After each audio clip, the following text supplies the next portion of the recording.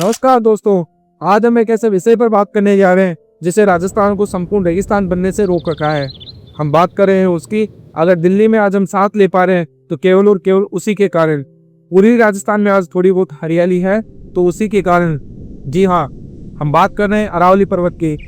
दोस्तों, आपको कैसा लगेगा जब आप किसी की सहायता के लिए खड़े रहे और उन्हीं लोगों के द्वारा आपका अस्तित्व पर सवाल खड़े कर दिए जाए? जरा सोचो। लेकिन जायज सी बात है कि आप उसकी सहायता छोड़कर उससे दूरी बना लेंगे। लेकिन आज यही अरावली पर्वत अपने अस्तित्व को बचाने के लिए मौन होकर खड़ा है।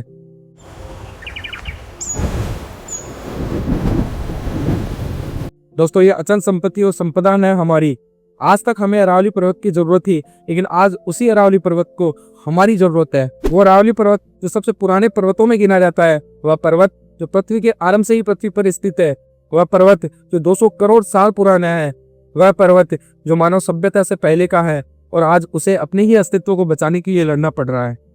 आरामी भी रो रहा होगा, आज ये सोच रहा होगा कि मैंने किन लोगों की सहायता और किन लोगों को पनाह दे दी। मैं उनके लिए अटल खड़ा रहता था। दोस्तों, मैं आपको बताना चाहता हूँ कि अगर आज अरावली पर्वत ना होता तो क्या होता। आज अगर अरावली पर्वत नहीं होता तो जो थार का रेगिस्तान है वह इतना तेजी से पूरे भारत की ओर बढ़ता कि आधे से ज्यादा भारत को रेगिस्तान में बदल देता। जो आज बड़ी बड़ी सिटियाज बनी हुई है वह आज रेगिस्तान में तब्दील हो चुकी होती। जिस दिल्ली में आज थोड़ा बहुत हम सांस ले रहे हैं, या तो वो बस नहीं पाती, और अगर हम बचा भी लेते हैं उनको किसी कारण से, क्योंकि आज प्रकृति पर इंसान के फैसले आने लगे हैं, अगर हम उस दिल्ली को बचा भी लेते हैं तो उस धरती पर हम सांस नहीं ले पाते, क्योंकि पश्चिम भारत से आने वाली तूफानी हवाओं को रोकने के लिए हमारे लिए अरावली पर्वत खड़ा रहता है। अगर अरावली नहीं होगा तो रेगिस्तान तो आगे बढ़ेगा ही, इसके साथ साथ जमीनी पानी भी धरती से नीचे चला जाएगा और खेतों के लिए, पीने के लिए और औद्योगिक धंधों के लिए पानी बिल्कुल नष्ट हो जाएगा और पेड़ पौधे भी सारे नष्ट हो जाएंगे, जिससे पूरे भारत में वायुमंडल में ऑक्सीजन की कमी होने लग जाएगी और हम सांस नहीं ले पाएंगे। दोस्तों, गवर्नमेंट एक तरफ तो ये कहती है कि अपनी माँ के नाम पर एक पेड़ लगाओ, और एक तरफ औद्योगिक विस्तार के नाम पर हजारों पेड़ पता नहीं किसके नाम पर कटवा रही है। दोस्तों, भारत सरकार ने अरावली पर्वतमाला को बचाने के लिए पहली बार औपचारिक प्रशासनिक कोशिश 7 मई 1992 को की थी, जब केंद्रीय पर्यावरण, वन और जलवायु परिवर्तन मंत्रालय ने अरावली नोटिफिकेशन 1992 में जारी किया था। इस अधिसूचना में अरावली में नई औद्योगिक इकाइयों, खनन, वनों की कटाई, सड़कों का निर्माण और ट्रांसमिशन लाइनों आदि का मिनिस्ट्री की पूर्व अनुमति के बिना निषेध कर दिया गया था, ताकि पर्वतमाला और उसके आसपास के जंगलों को संरक्षण मिल सके। यह कदम अरावली के संरक्षण के लिए एक महत्वपूर्ण और पहला औपचारिक सरकारी प्रयास माना जाता है। लेकिन आज की तत्कालीन सरकार ने अरावली पर्वतमाला को लेकर सर्वोच्च न्यायालय को एक परिभाषा दी, और मजे की बात यह कि सर्वोच्च न्यायालय ने उसे स्वीकार भी कर लिया। इस परिभाषा में कहा गया कि 100 मीटर से कम ऊंचाई वाले पहाड़ियां अब अरावली श्रेणी में नहीं माना जाएगा। इससे लगभग 90% अरावली क्षेत्रों को सुरक्षित श्रेणी से बाहर निकाल दिया जाएगा, जिससे वहां खनन, निर्माण और अन्य गतिविधियों की राह खुल जाएगी।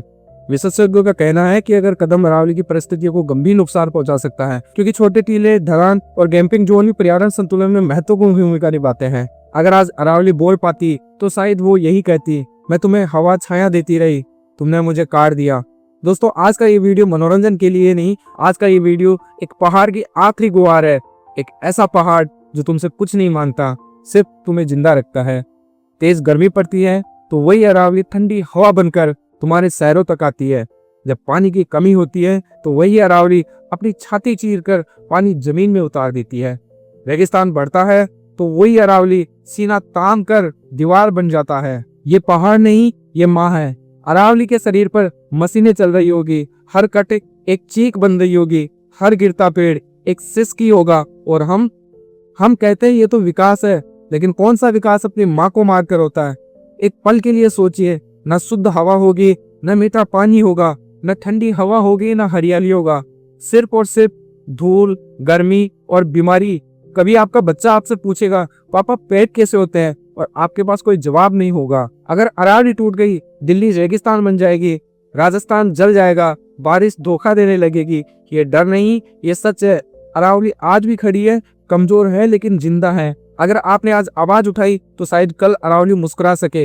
एक शेर, एक आवाज, एक सवाल, अरावली क्यों काटी जा रही है? यही बदलाव की शुरुआत है। दोस्तों, ये वीडियो यही खत्म नहीं होता, ये वीडियो आपसे शुरू होता है। अरावली के लिए आवाज बनिए और इस वीडियो को इतना शेयर कीजिए और कमेंट बॉक्स में सेव अरावली जरूर लिखिए। जय हिंद, जय भारत, नमस्कार।